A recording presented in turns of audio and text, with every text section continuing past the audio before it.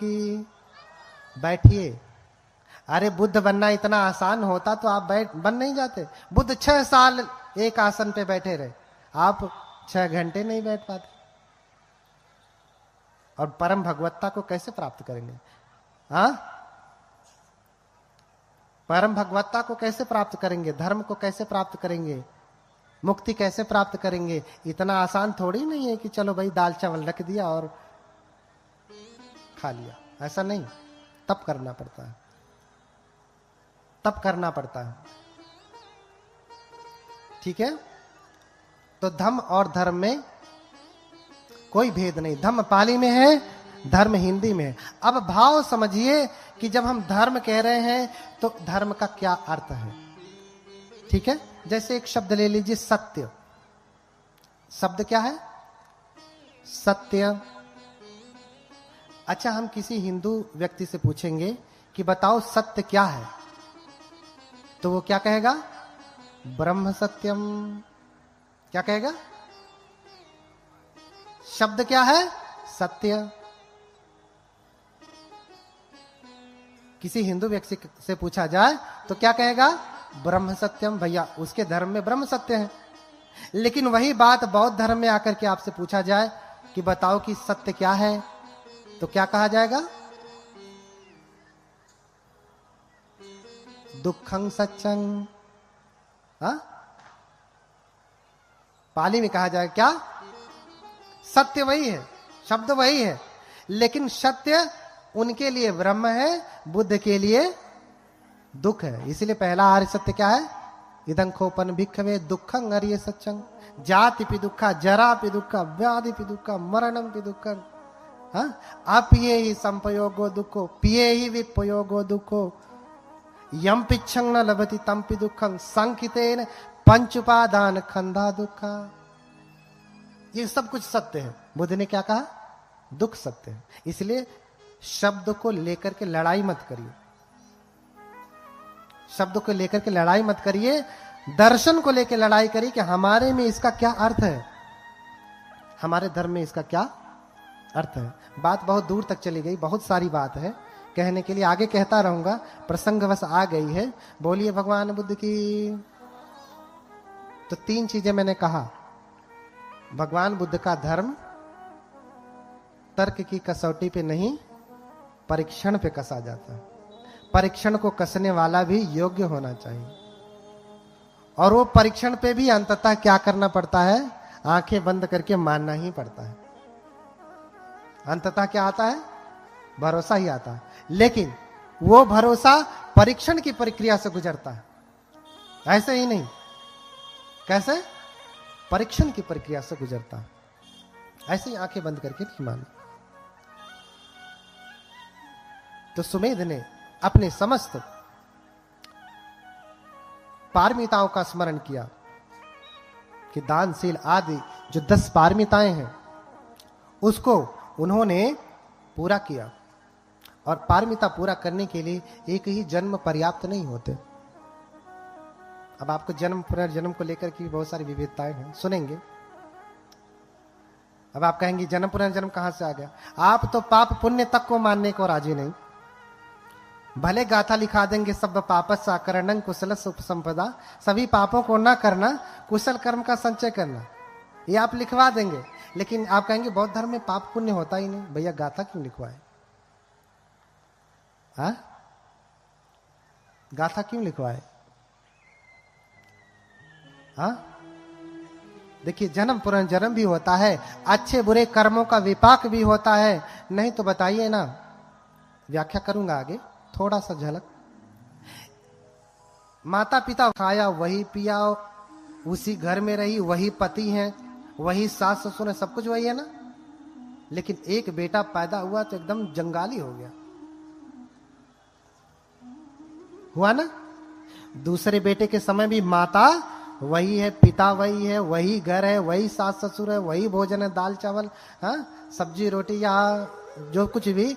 लेकिन दूसरा बेटा पैदा हुआ तो एकदम सीधा है, लोग कहते हैं गाय जैसा सीधा है। क्यों?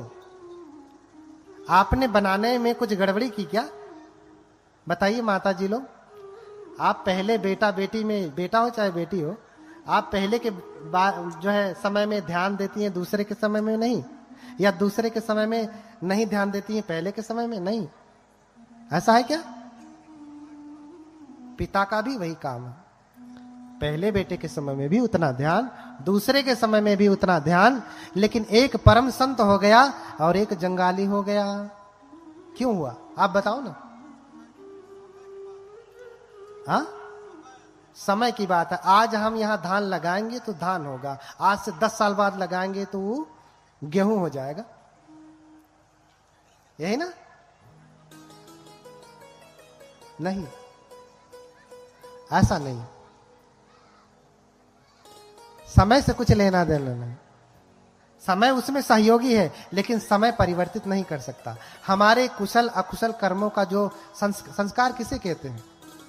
कुशल और अकुशल कर्मों की जो छाप हमारे मन पे पड़ती है उसे हम संस्कार कहते हैं।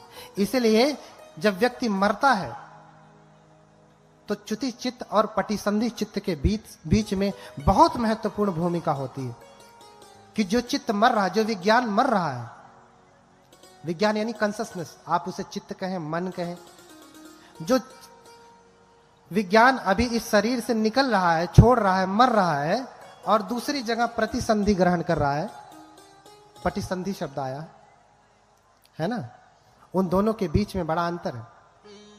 देखिए, आपको गर्भ वही मिलेगा जिसके आप अधिकारी हैं, दूसरा गर्भ नहीं मिलने वाला। बोलिए भगवान बुद्ध की। बहुत सुंदर से व्याख्या आगे होगी, है ना। आपको गर्भ वही मिलेगा जिसके आप अधिकारी हैं, दूसरा गर्भ नहीं मिलने वाला है। अच्छा, आप बताइए, आपने इंजीनियरिंग की पढ़ाई की है और आप पूरा सोर्स लगा लीजिए, फोर्स लगा लीजिए, दौलत लगा लीजिए, सब कुछ लगा लीजिए और कहिए कि आपको डॉक्टर बना दे, डॉक्टर की नौकरी दे दे, मिलेगी? मिल सकती है? स्वयं राष्ट्रपति भी अगर आपके ऊपर अनुकंपा करें, दया करें, तो भी नहीं कर सकते। कर सकते हैं? नहीं। क्यों? क्योंकि आपकी पात्रता डॉक्टर बनने की नहीं है। आप जब भी बनेंगे, जब भी आपको पोस्ट मिलेगी, क्या मिलेगी? इंजीनियर की ही मिलेगी, चाहे कृपा से चाहे बिना कृपा के मिलेगी तो इंजीनियरिंग ही, या तो ऐसे ही रहिए, भटकते रहिए। आप समझिए, ऐसे ही आपकी जो योग्यता है उसी के अनुसार गर्भ मिलता है। आपके लिए वही वैकेंसी में आप अप्लाई कर सकते हैं, अप्लाई कर लीजिए, लेकिन आपको नौकरी मिलने वाली नहीं। आप उसी गर्भ में जाएंगे जिसके अनुसार आपका कर्म होगा, दूसरे गर्भ में नहीं जाएंगे। सिद्धार्थ गौतम या अन्य जो बुद्ध हैं उसी गर्भ में जाते हैं जो गर्भ उनके अनुकूल होता है। अब जैसे सुमेध अवलोकन कर रहे हैं तो पंच महाविलोकन करते हैं। इस बात को लेकर के लोगों में बड़ा भ्रम है, बड़े बड़े विद्वानों को बड़ा मतभेद है, क्योंकि पढ़ते नहीं है त्रिपिटक। लेखकों की पढ़ करके चुटपुटिया और उससे तर्क वितर्क करते हैं। पहले मूल पढ़िए। देखिए, आप जब कुछ पढ़ाते हैं विज्ञान में तो कोई शब्द अटकता है तो उसकी पर्टिकुलर डिक्शनरी है ना, शब्दकोश है, भाषा शास्त्र है। जब किसी चीज की व्याख्या करनी हो तो देखो भैया, हाँ, अनुसंधान किसे कहते हैं, इस डिक्शनरी में देखो, वहां से परिभाषा आपको मिलेगी। लेकिन बौद्ध धर्म में शब्दों की व्याख्या कहां पे है, आप कहां से देखेंगे? अब धर्म किसे कहते हैं, धम्म किसे कहते हैं, इसकी व्याख्या आप कहां देखेंगे? पहली बात तो मूल त्रिपिटक है। त्रिपिटक की व्याख्या करने के लिए उसकी 8 कथाएं हैं। जो चीजें आपको समझ में नहीं आती उसकी डिक्शनरी समझिए, उसका भाषा शास्त्र समझिए, है ना, उसका वर्णन शास्त्र समझिए। वो 8 कथा है। जो चीज आपको समझ में नहीं आएगी वो 8 कथा आपको बताएगी। और 8 कथा से नहीं स्पष्ट हुआ तो टीका, टीका से नहीं तो अनुटीका, नहीं टीका तो भाष्य, महाभाष्य, बहुत कुछ, बहुत सारे बने हुए हैं। ऐसे ही हमारे बौद्ध धर्म के जो सिद्धांत हैं उनकी व्याख्या हमारे त्रिपिटक में है, उनकी अष्टकथाओं में है, उनके भाष्य में है, उनकी टीका, अनुटीका, महाटीका, इन सारी चीजों में है। उसको देख करके आप अर्थ समझें, अन्यथा आपको अर्थ मिलने वाला नहीं है। बोलिए भगवान बुद्ध की, भगवान बुद्ध की। बैटरी लो हो गई ना, एक बार थोड़ा सा खड़ा हो जाए, थोड़ा सा पैर आपको आराम मिल जाएगा बैठे बैठे।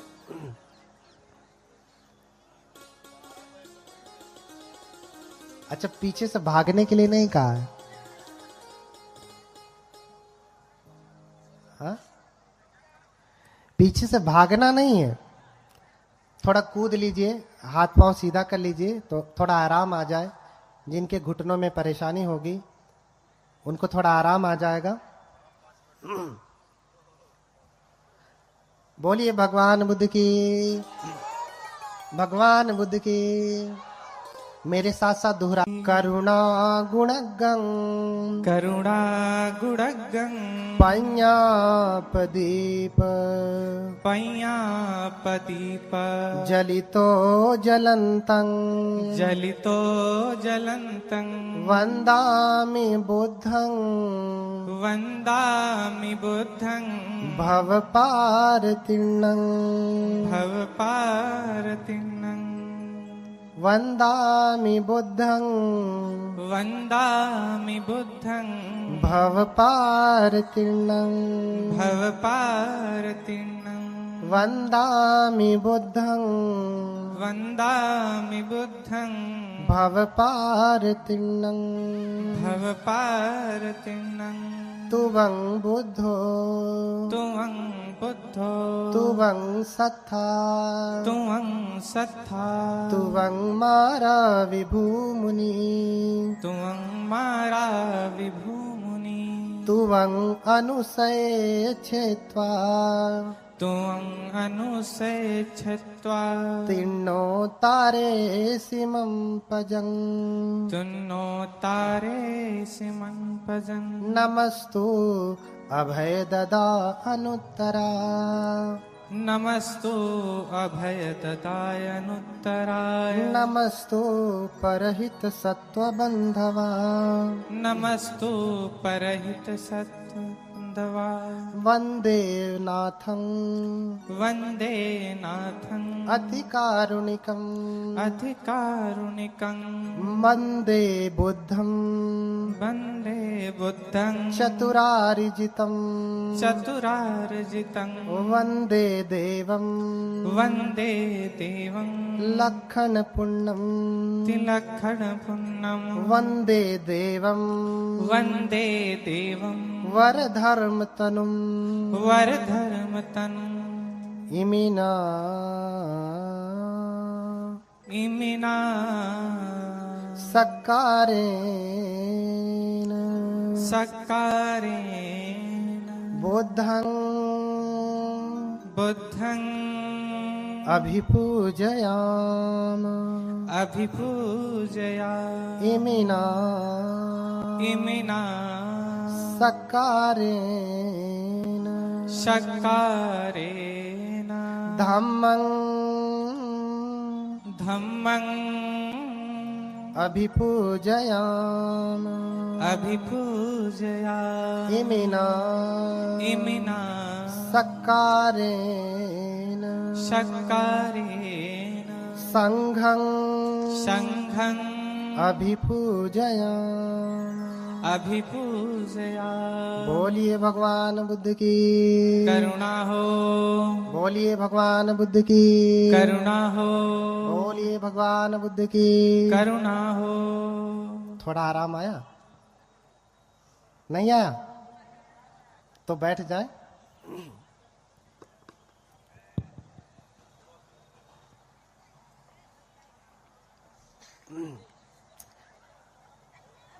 बैठिए बैठिए, भागिए नहीं।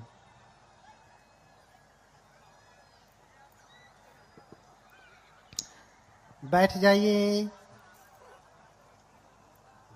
बोलिए भगवान बुद्ध की। बैठ जाइए। थोड़ा सा और रुकें। कुछ ही समय में समापन किया जाएगा, इसलिए पूरा सुन के जाएं।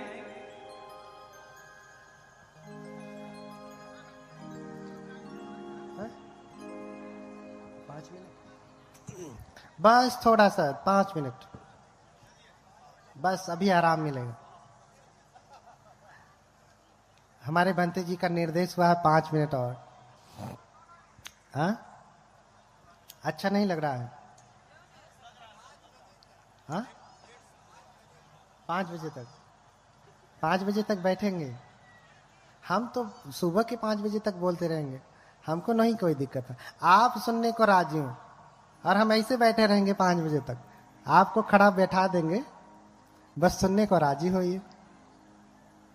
बोलिए भगवान बुद्ध की।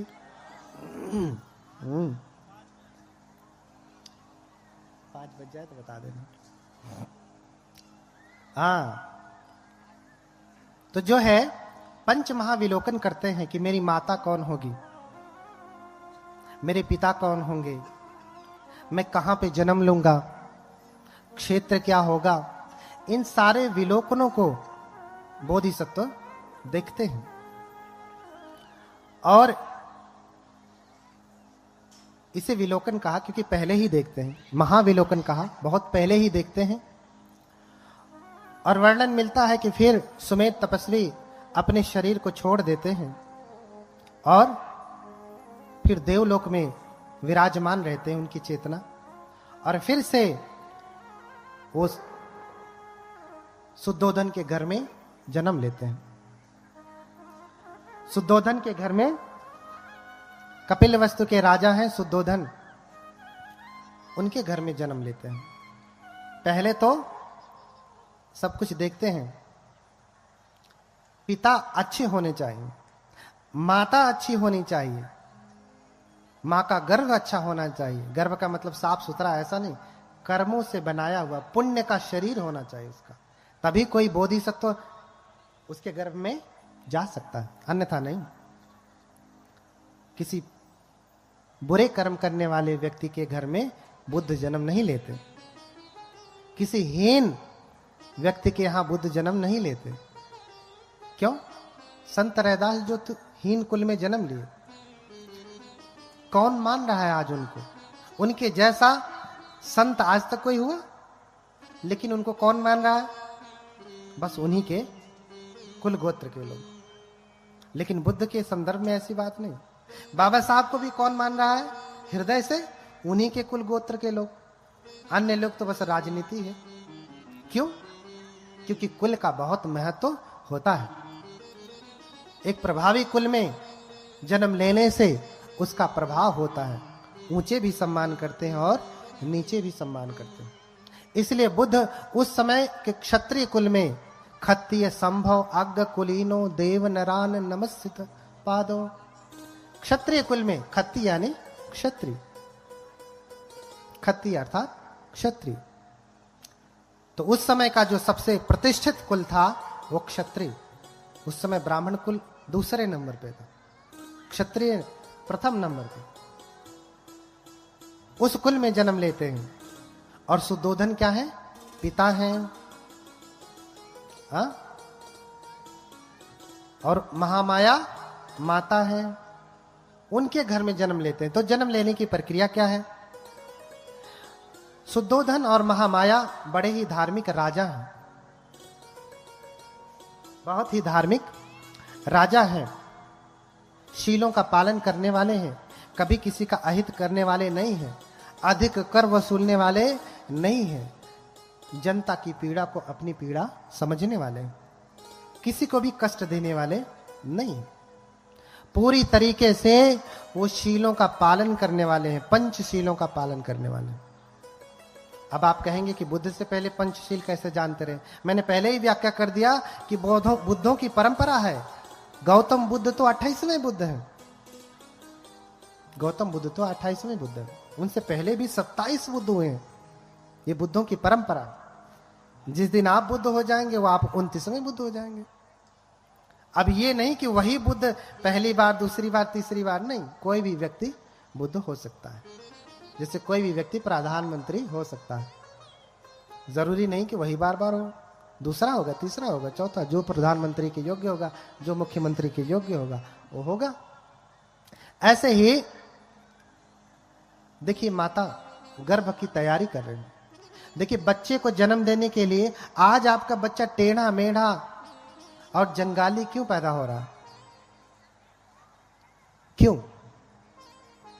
अच्छा, आप खेत में फसल बोते हैं तो फसल तो अच्छी होती है ना, जितने अच्छे से किसानी करते हैं फसल भी उतनी अच्छी होती नहीं। लेकिन ये कौन सी किसानी की आपका बेटा ही अच्छा नहीं होता? भगवान बुद्ध भी कृषक हैं। कस्य को पटी जानामि, मैं भी कृषक हूं, कसी भारद्वाज सूत्र में है ना। आप ये भौतिक खेती तो अच्छे से कर लेते हैं, लेकिन अपने बेटे बेटियों की खेती अच्छे से नहीं कर पाते। आप जानते भी नहीं कि आपका बेटा क्यों बचपन से पैदा हुआ, तो उसे आप बंदूक दिखाइए, राइफल दिखाइए, चाकू दिखाइए, डराइए, धमकाइए, वो डरने वाला नहीं है ना। आप ही को डरा देता है। और कोई कोई अपने आप ही जन्म लेता है एकदम सीधा साधा, दे दिया तो खा लिया, दूध पिला दिया तो पी लिया, नहीं तो न मांगता है न रोता है। जहां बैठा दिए वो बैठा रहेगा दिन भर, जो पहना दीजिए पहना रहेगा, न खिलौना मांगेगा, न मेला जाने के लिए कहेगा, न बाजार घूमेगा, न आइसक्रीम मांगेगा, हाँ, न छोला केक भजिया पकौड़ी, कुछ भी नहीं कहेगा। होते हैं ना ऐसे भी। और एक तो धमकी ही देता रहेगा, मम्मी दे दो नहीं तो मैं माचिस जला लूंगा, मम्मी 10 रुपए दो नहीं तो मैं भी कूद जाऊंगा। होते हैं ना। ऐसा क्यों होता है? कहां गड़बड़ी रह जाती है? आपने जान करके गड़बड़ी नहीं की, लेकिन गड़बड़ी तो हुई है, इसलिए तो फसल अच्छी नहीं हुई। क्यों? मैंने कहा ना, बुद्ध की शिक्षा भारत से विलुप्त हो गई, इसलिए आपको खेती करने का जो ज्ञान था वो भी भूल गया। जहां जहां बुद्ध की शिक्षाएं हैं, बौद्ध धर्म है, वहां वहां बच्चे इतने उपद्रवी नहीं है, इतने बदमाश नहीं है। क्यों? क्योंकि तैयारी कर रहे हैं। शुद्धोधन और माता महामाया। जाति शताम पंचम नूनकानी, जाति शताम पंचम नूनकानी, सबोधि सत्वस्य बभूव माता, पिता च शुद्धोधनस्तु तत्र तत्र, पतिरूप तस्मा जन्नी गुणान्विता। हाँ? वही शुद्धोधन और वही माता महामाया होते हैं। क्यों? क्योंकि उन्होंने बुद्धों को जन्म दिया। आप भी अपने घर में, बुद्ध तो इतना कहते हैं कि आप अपने गर्भ से आईएस पीसीएस भी पैदा कर सकते हैं। कैसे? यही तो विज्ञान बताना था, यही विज्ञान बताना है आपको। भगवान बुद्ध के बाद बौद्ध धर्म कई शाखाओं में बटा, फिर खत्म हुआ। इस समय वर्तमान में 4 दर्शन की शाखाएं हैं, जिसे वैभाषिक कहते हैं, दूसरा सौत्रांतिक कहते हैं, तीसरा माध्यमिक कहते हैं, माध्यमिक या शून्यवाद, चौथा जो है योगाचार्य विज्ञानवाद, उसका नाम ही है विज्ञानवाद। समझ रहे हैं ना क्या नाम है? उस बौद्ध धर्म की शाखा का नाम ही है विज्ञानवाद। और उसका धर्म ग्रंथ क्या है? वो बौद्ध धर्म ग्रंथ क्या है जानते? विज्ञानवाद का मुख्य धर्म ग्रंथ क्या है? विज्ञप्ति मात्रता सिद्धि प्रकरणम द्वयम। बोलिए। नाम नहीं उच्चारित कर सकते और वैज्ञानिक बनते फिरते हैं। बोलिए। विज्ञप्ति मात्रता सिद्धि प्रकरणम द्वयम। बोलिए। बोलेंगे? चलिए बोलिए। विज्ञप्ति मात्रता सिद्धि प्रकरणम द्वयम। कठिन है ना?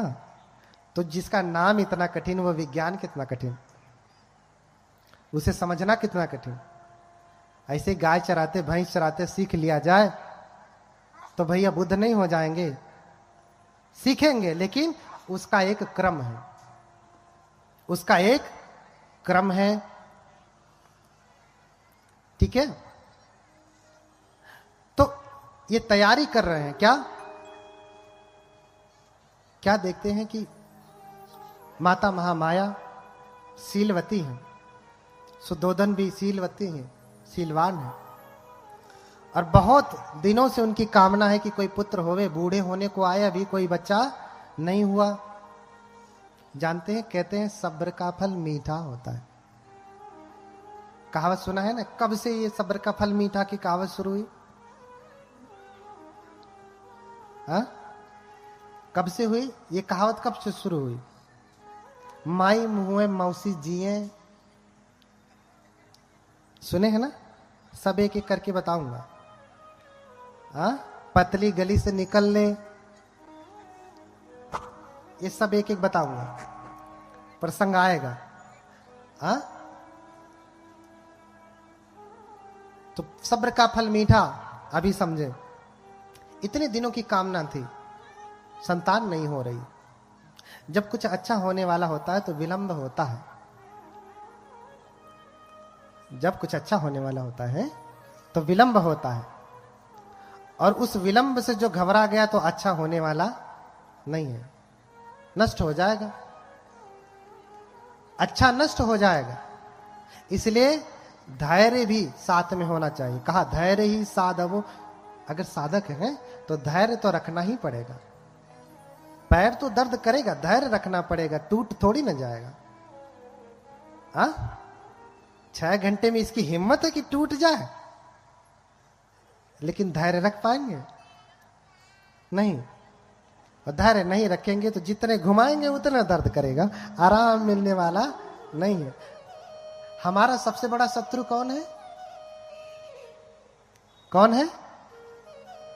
ये हमारा शरीर है। कौन है सबसे बड़ा शत्रु? कौन है माता जी?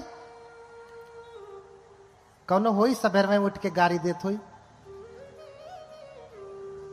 हाँ, होगा कोई?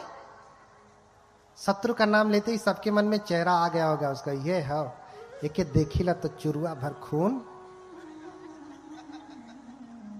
ओकर जराला के तोहार किसका जलता है? तो फायदा किसका है? हाँ? आपका खून जला जला करके आपको दुबला पतला कर रहा है, बीमारी बढ़ा रहा है आपकी। जल्दी ही मर जाएंगे, फिर और राज करेगा। जो चाहता है करना सो कर लेगा। हाँ? हमारा सबसे बड़ा शत्रु कोई और नहीं, हमारा अपना शरीर है। अच्छा, काजू, मेवा, पिस्ता, हाँ, बादाम, किशमिश या विटामिन की गोली किसको खिलाया? सुबह उठते ही सबसे पहले किसका मुंह देखा? अपना। तुरंत जुल्फे संवारे, कंघी मारा, मुंह धोया। अच्छा, दाग आने लगे हैं, गड्ढा हो रहा है, बाल सफेद हो रहे हैं, रोज देखते हैं। लेकिन इसको देखने के बाद अनित्य भाव नहीं जगता कि मैं बूढ़ा हो रहा हूं भैया, अब तक मैंने क्या किया। अपितु ये सफेद हो रहा था, इसे काला कैसे करूं, ये सोचते हैं। जबकि ये जानते हैं कि आज तक कोई अपना बाल काला नहीं कर पाया। वो तो धोखा है, रंग दिया, काला थोड़ी ना हुआ। एक बार सफेद हुआ तो काला होने वाला नहीं। सबसे बड़ा शत्रु कौन? आपका शरीर। सारा काजू, मेवा, किशमिश सब कुछ खिलाया इसको, बढ़िया बढ़िया टॉनिक पिलाया, बढ़िया बढ़िया केक खिलाया, बढ़िया बढ़िया मिठाई। अभी दिवाली थी ना, जो लोग मनाए होंगे, हाँ, खोज रहे होंगे कैसे मनाएं, पटाखे फोड़ें। देखिए, पटाखे फोड़ने से कितने जीव जंतु, विशेष रूप से पक्षियों को बहुत नुकसान होता है, मर जाते हैं। ये दया नहीं है, ये करुणा नहीं है। इसलिए किसी भी बौद्ध देश में आप जाके देखिए, वहां पटाखे नहीं फोड़े जाते।